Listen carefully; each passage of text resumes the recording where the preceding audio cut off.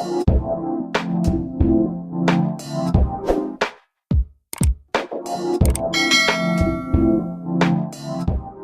everyone, this is D, Movieman, fellow cinephile, popcorn addict, and emerging film critic, coming to you with reliable recaps, reviews, and reactions. And today, I'm coming to you all with my thoughts on a film that is currently sweeping the nation, which is none other than Movieman, directed, co-written, co-produced, and starring Dev Patel.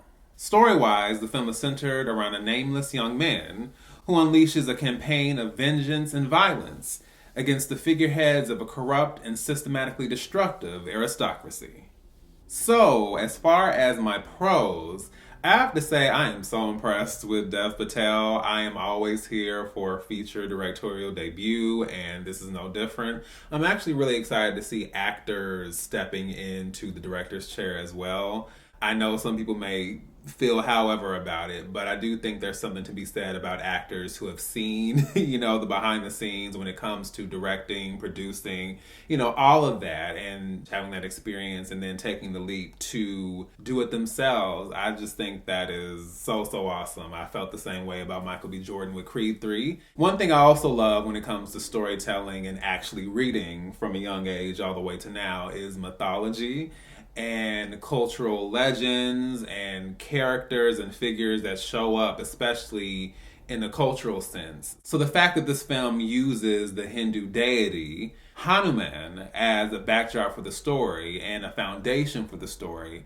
I really enjoyed that piece of it. I enjoyed just having that connection, and even with the whole Movieman piece and just the summation, of how those elements came together. I really appreciated that. And I liked how the film blended socio-political commentary about India and about that culture and society into the film, even when it comes down to the news footage that was used, which was actual footage. And in keeping with that, I also enjoyed the filming locations and just the visuals of the film. I love the fact that this was filmed in Batam on the Riau Islands in Indonesia. And it wasn't just a soundstage. It wasn't like in New York or another city trying to replicate that feel. No, this was actually in Indonesia. And I love that choice because it added to the grounded nature and authenticity of what we were seeing. As someone who has admitted to having a little bit of a twisted side, I of course enjoyed the violence and the brutality and the fight sequences. There's not really a whole lot to say about that, but it definitely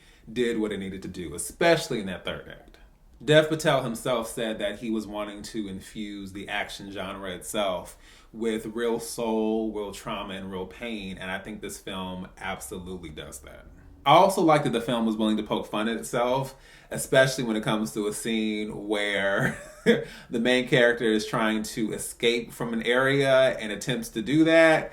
And let's just say the outcome of that was something that I found to be very entertaining.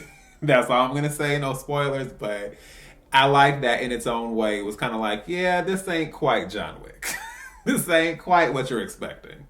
And in jumping over to my cons, although obviously everything nowadays is going to be connected to John Wick as it being, a focal point of the revenge, violent action genre, I think this film isn't nearly as violent as people think it's going to be, where I was probably ready for like, okay, let's go. It's very stretched out in that sense. And although I appreciated that, there were moments where I was just like, okay, but I'm kind of ready, like, just give me one more in between, some of these moments. Like, let me get into this just a little bit more. I'll also say that although I definitely appreciated the story as a whole, I think emotionally, the narrative didn't fully grab me from that standpoint. Like, I got it. I connected with it, but there wasn't a full that sweeping feeling of the emotions and connecting fully to the story in that way. I just felt like it was a little disconnected and very uneven when it came to the depiction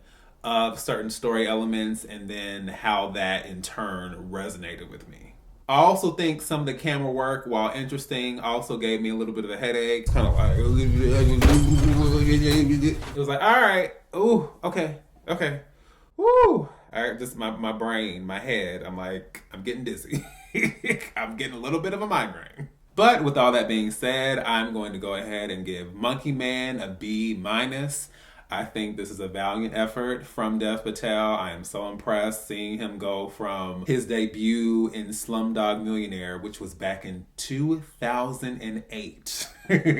It's been a long time. So seeing him go from that initial debut to now stepping out as a director and just the era he's in now, I'm so impressed, so excited, and I am equally excited to see the impact that this film continues to make. And with this as a debut, I am more than excited to see what he has coming up next. So, once again, this is D, Movieman, signing off, and I'll see you at the movies.